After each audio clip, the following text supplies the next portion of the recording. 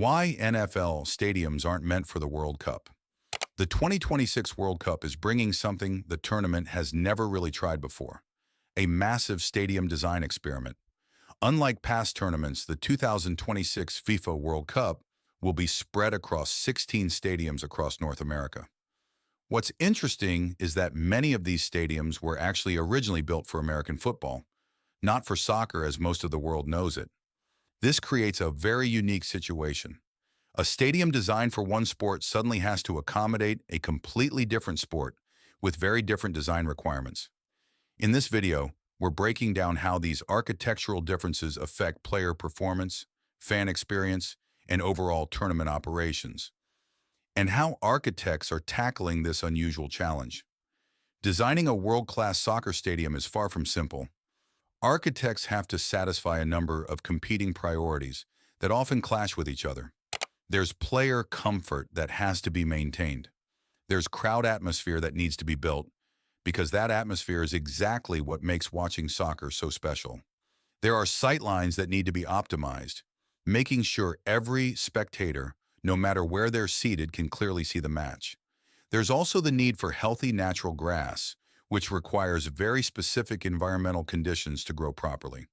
And finally, there's year-round commercial viability.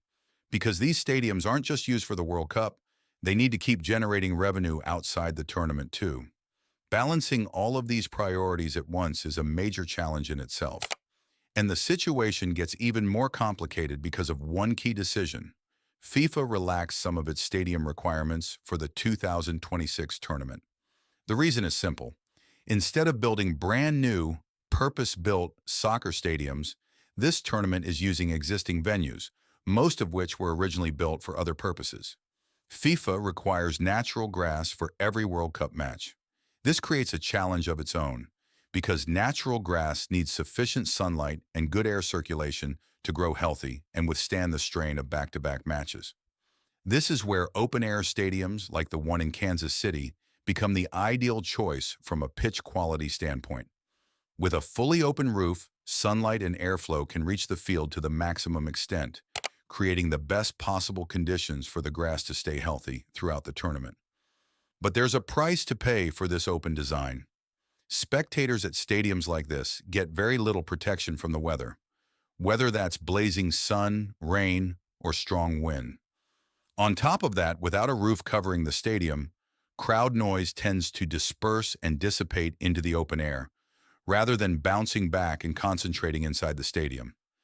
The effect is that match atmosphere can feel noticeably less intense compared to a more enclosed stadium, even with the same number of spectators. This is a classic trade-off in open-air stadium design: optimal pitch quality, but with consequences for spectator comfort and matchday intensity. On the other end of the design spectrum are enclosed or semi-enclosed stadiums, like the one in Dallas, which features a retractable roof. Stadiums like this offer air conditioning and far more consistent playing conditions, unaffected by any external weather. For spectators, this means significantly more guaranteed comfort, regardless of the weather outside on match day. But this comfort comes with a massive cost consequence. Cooling tens of thousands of fans at once requires an enormous amount of energy. Just imagine the scale of the air conditioning system needed to keep a space that large at a comfortable temperature, with tens of thousands of people each generating their own body heat. Beyond the energy issue, designers of enclosed stadiums also have to very carefully engineer the interior surfaces to control the room's acoustics. This is a fairly delicate balance. Crowd noise needs to be loud enough to create an exciting match atmosphere, but not so loud that it becomes overwhelming or even uncomfortable for the spectators themselves. There's one more interesting category of stadium worth discussing: stadiums that were specifically designed for soccer from the very start, like the one in Mexico City. Purpose-built soccer stadiums like this have a distinct advantage.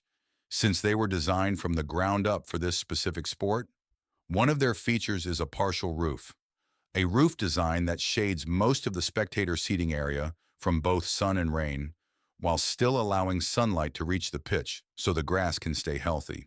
It's an elegant solution that tries to bridge the two needs we discussed earlier as a trade-off: spectator comfort and pitch quality. Beyond that, purpose-built soccer stadiums typically feature much steeper seating tiers compared to multi-purpose stadiums. This steep seating design places spectators closer to the action while also optimizing sightlines so that every spectator, even those in the very top row, can still clearly see the entire field without any obstruction. This brings us to one of the most fundamental differences between American football stadiums and soccer stadiums: their seating layout. American football stadiums are generally much larger, with seating optimized along the sidelines of the field, reflecting how American football is actually played, with the action often concentrated along the length of the field. These stadiums also frequently have open corners, since the corner areas aren't particularly relevant for watching an American football game. Soccer stadiums, by contrast, typically form a continuous, fully enclosed bowl, a seating bowl that wraps entirely around the field with no gaps at any corner.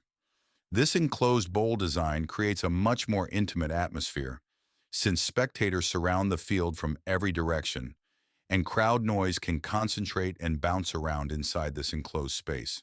However, this soccer bowl design typically offers less flexibility for hosting other revenue-generating events, compared to the more open, multi-purpose American football stadium.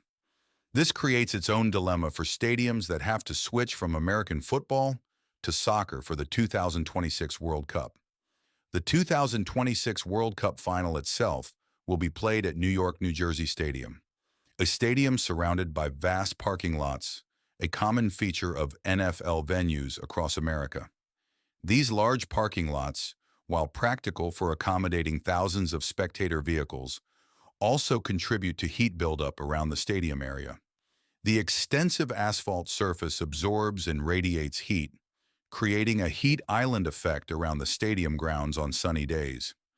Interestingly, the architect involved in this project suggests that the best neutral viewing position at a stadium like this is actually high up, near midfield. From this position, spectators can see the entire match unfold with a much more complete perspective, a clever way of compensating for the limitations of a stadium design that wasn't originally built specifically for soccer. After going through the various design approaches and their trade-offs, let's hear what an ideal World Cup stadium would look like, according to the architect involved in this discussion, Jeroen Jansen. According to him, the ideal World Cup stadium should combine European soccer traditions with modern flexibility. This isn't about picking one approach and ignoring the rest, but combining the best elements from all the different approaches we've covered throughout this video. First, steep seating, drawing inspiration from purpose-built soccer stadiums that prioritize proximity between spectators and the pitch, along with optimal sightlines. Second, an urban location integrated into the city, rather than being surrounded by vast parking lots like typical American stadiums. It should be woven into the surrounding city life, creating a more vibrant experience connected to the local community. Third, a semi-covered roof, taking a middle ground approach between a fully open and a fully enclosed stadium, balancing weather protection for spectators with the sunlight needs of the grass. Fourth, natural grass, preserving the best possible playing surface for the players. Fifth, climate control without full air conditioning, a more energy-efficient approach that still keeps spectators comfortable. And finally, a closable roof for varying weather conditions, giving the flexibility to respond to extreme weather whenever needed. This vision is essentially an attempt to take the best of every design approach we've discussed, without having to fully sacrifice any single core priority.